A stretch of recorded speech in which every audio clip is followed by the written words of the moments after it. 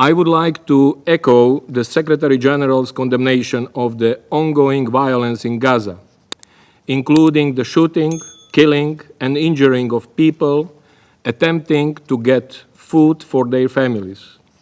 International law is clear. Civilians must be respected, protected, and never targeted, or deliberately deprived of food or access to other life-saving aid.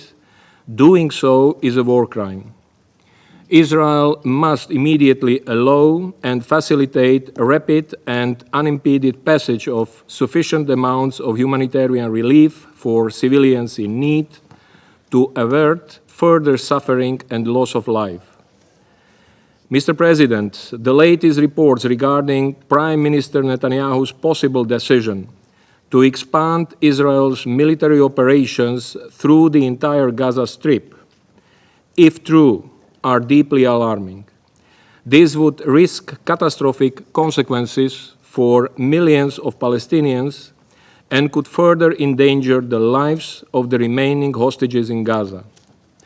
International law is clear in this regard. Gaza is and must remain an integral part of a future Palestinian state.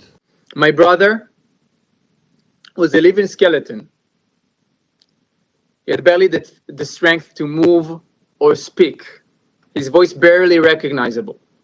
In that video, my little brother was forced to speak to the world and then actively began to dig his own grave inside a filthy, dark tunnel in Gaza. My mother and I could not even bring ourselves to watch it. We knew that if we did, we would be unable to function. My father and sister, however, felt they had to see him, to hear his voice, to feel him somehow. Now those images haunt them. My father cannot sleep, and my mother has not stopped crying ever since. The last video also exposed another horrifying truth. As my younger brother, a living skeleton, was forced to speak and dig his future grave, you can see the chubby and well-fed hand of Hamas terrorists enter into the frame.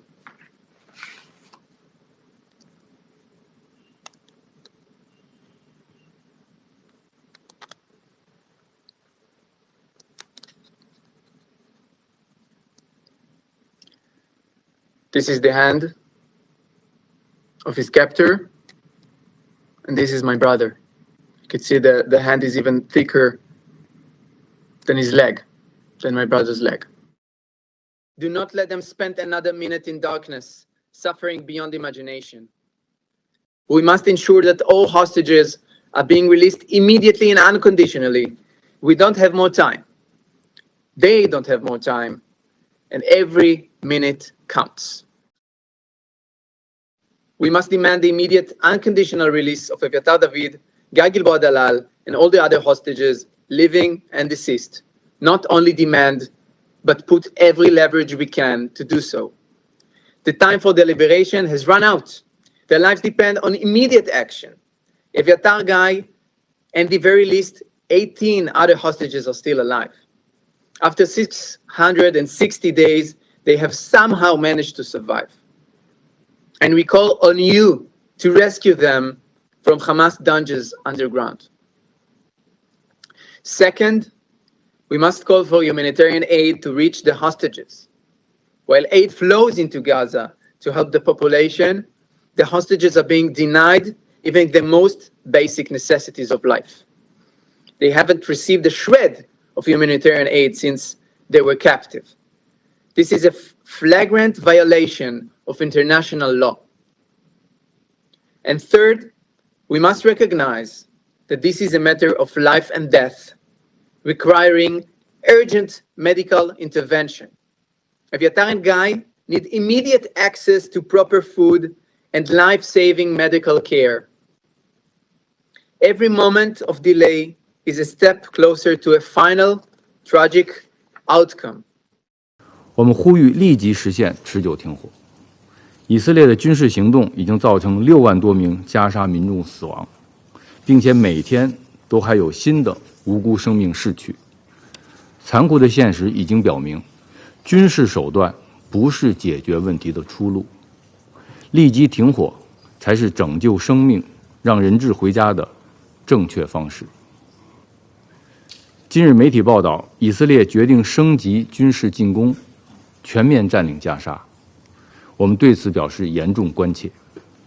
我们敦促以色列立即停止这种危险举动，敦促各方立即达成有约束力、可持续的停火协议，敦促对当事方有重要影响力的国家秉持公正负责任的态度，采取切实行动，推动停火。